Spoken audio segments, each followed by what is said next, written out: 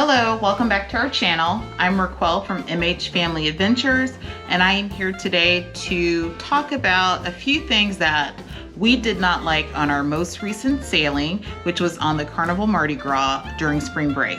So if you're new to our channel, welcome. And if you have been following along on our journey, welcome back. Most recently, we cruised on the Carnival Mardi Gras, March 18th through March 26th. And for this sailing, it was just myself and my son, Andrew. The rest of the family stayed home because they weren't on spring break, or they had other things to do during spring break. So we went on the Mardi Gras for the first time. And I have to say that we had a fantastic time. But of course, with any sailing, with any ship, there's always going to be a few glitches or a few things that you don't like. So I am here today, going to be really quick, but just share 5 of the things that we did not like about the Carnival Mardi Gras. And I do have to be honest to say that I almost struggled coming up with this list of 5 items because we had such a fantastic time. It was truly a remarkable ship. So there weren't a whole lot of things that we didn't like, but there were a couple of things that I want to be sure to share with you all. That way, when you sail on Carnival Mardi Gras, you have an idea of what to expect and some of those things to avoid. All right, so the very first thing that we did not like about Carnival Mardi Gras, and we all know with any technology, it's only good if it works. Well, there were quite a few glitches or mishaps with some of the elevators and some of the doors there on the Carnival Mardi Gras. What I mean by that is there are Carnival Mardi Gras has been updated to have a lot of touchless areas. So there are certain doors that you don't have to touch to walk through, particularly like going to the restroom and different things like that. Well, I can tell you that a lot of those sensors were faulty on our sailing. And so there were times where I've actually seen people get locked in the restroom because it's like you're waiting for it to open, then you have to step back, wait for it to close. Sometimes it wouldn't close, sometimes it would close and lock you in. But there were lots and lots of glitches with those. Also, like on the Lido deck, the main areas, there are glass doors that have like a little button there that I couldn't tell whether you're supposed to wave at it or if you're supposed to actually touch it, but those did not always work. I saw several people, including myself, like run into those doors or expect those doors to open, and they did not. So the doors on the Carnival Mardi Gras, not all the doors, but the doors that have these sensors, they were not helpful or useful for us. And I did find that those were problematic for some guests. All right, also with the doors, I have to mention the elevators. The elevators were a mess the entire cruise. So usually when you board a cruise, you expect the elevators to be full and at full capacity and to not operate as efficiently during when you embark on the ships, because everyone's getting to their cabins. We have the crew that are getting luggage and different things up and down the elevator. So that's expected on the first day of the cruise. However, for this particular sailing, again, this was spring break, so we were at a fuller capacity than most recent sailings. But the elevators were a problem the entire cruise. So there were areas where it just took forever for an elevator to come. There were certain areas on the ship where you're getting on the elevator, I think particularly the midship elevators, where there's 2 entryways into the elevator banks there. And so what you would find is that, and again, this isn't on Carnival Mardi Gras, this is on people that don't have elevator etiquette. But you might have been standing here waiting forever for an elevator to open, and then you have a group of people that come in on this side, and if this elevator here opens before one near you, they would all just pile in. So I saw lots and lots of conflicts on elevators or outside the elevators with people just not showing proper etiquette. So I saw that as being a huge issue, and I would say that I probably took the stairs more on this ship than I have in the past on other ships. And it was just because the elevators were so annoying, they did not operate. And then those that were on the elevator, not everyone, but a lot of guests on the elevators, they did not have any elevator etiquette and were quite rude as far as like piling in, trying to squeeze in when it was already tight quarters, not wanting to move to the side when guests needed to get off. But it's just something that I hope Carnival can find a way to enhance those elevators so that there's not a wait and that those elevators are running more frequently. All right, so the second issue that we had with Carnival Mardi Gras was the dining time. And I mentioned this briefly on, I believe it was the first vlog that we had, the embarkation vlog, where I learned this. So if you have not watched it, I'll be sure to link the series below. So the full series is out there and available for you to watch. I will be sure to link that in the description. But what we learned was if you selected a set dining time, meaning before your cruise, when you purchase your cruise, you would select early or late dining. If you select either early dining, which was I believe 5:30, or late dining, which is around 8 o'clock, you were not able to take advantage or full advantage of some of those specialty restaurants that are currently no charge because we're still in the inaugural season. So some of those restaurants might have been like Shebang, Cucina del Capitano, and there were a few others where right now you don't have to pay, and it's kind of on a first come, first served basis.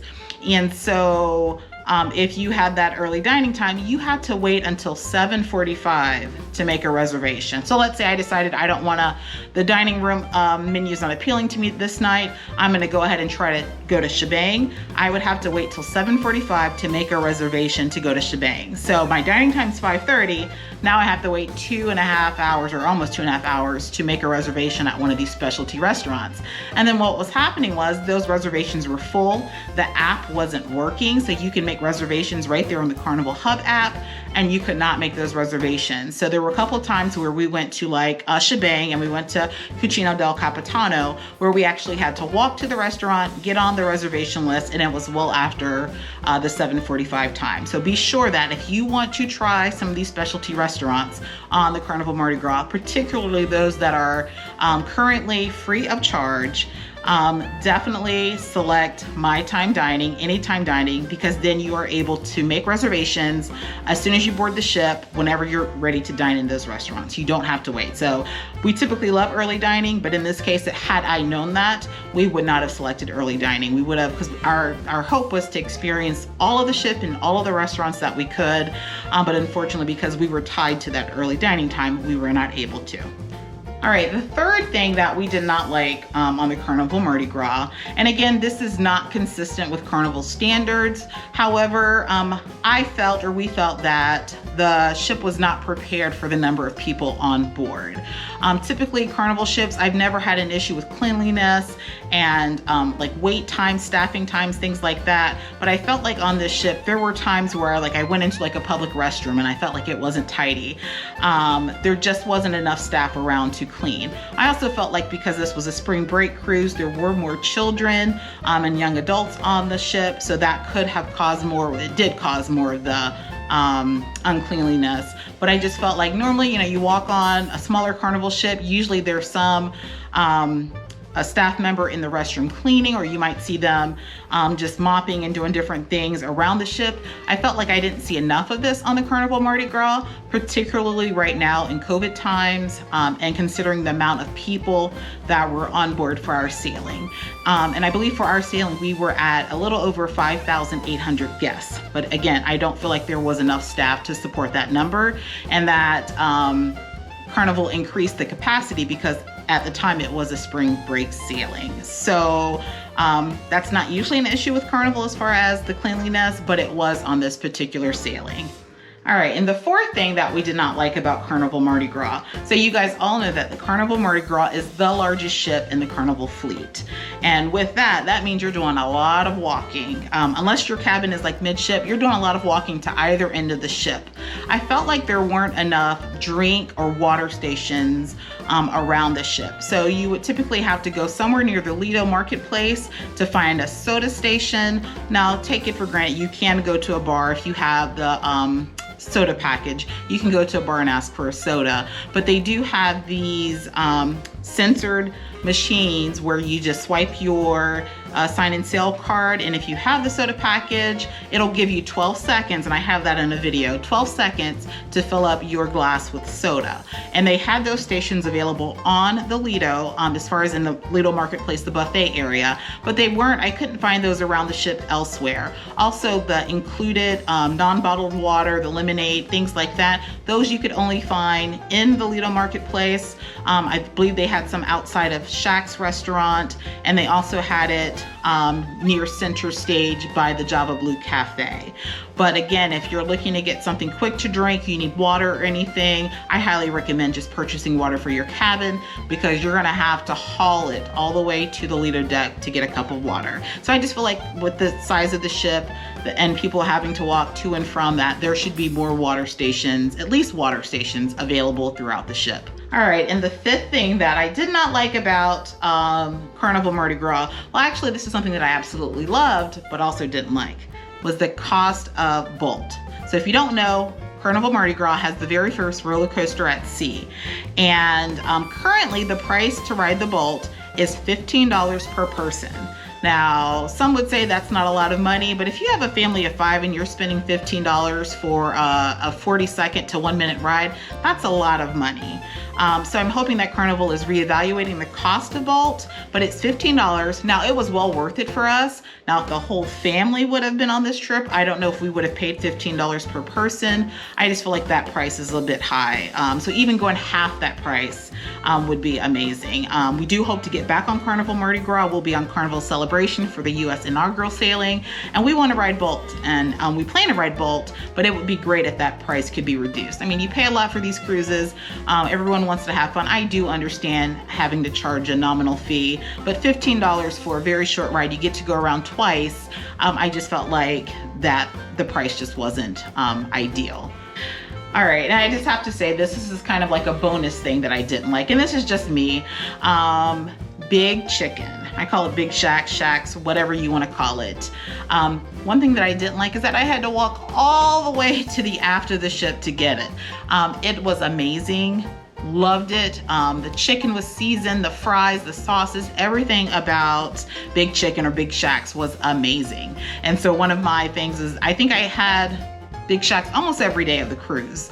But it was just a matter of having to go all the way after the ship. I believe it was on deck 16 or deck 17 to get to Big Shack. So I felt like with that restaurant, maybe for future ships, maybe that should be closer to like center stage. There's not a whole lot of dining options right there near center stage besides Java Blue Cafe, and there's like a little deli area there at Java Blue Cafe. But it would be amazing if Carnival would put Big Chicken right there, center stage, highlight. I felt like that was the highlight restaurant for the cruise for me. But let me know if you like Big Chicken, if you try it on an upcoming cruise. All right, so there you have it, the 5 things that I did not care about for Carnival Mardi Gras. And again, these aren't serious things. These aren't things that would prevent me from getting back on Carnival Mardi Gras. And again, these are my thoughts, my opinions. You may have a different experience. I just want to share with you what we experienced on our cruise. But again, 5 things that we did not like about Carnival Mardi Gras. There are lots and lots of things that we did love about Carnival Mardi Gras. So be sure to stay tuned for that video. It'll probably be 10 plus things that we absolutely loved about Carnival Mardi Gras. Would I sail on her again? Absolutely. And we actually have some plans in the works to try to make that happen sooner than later.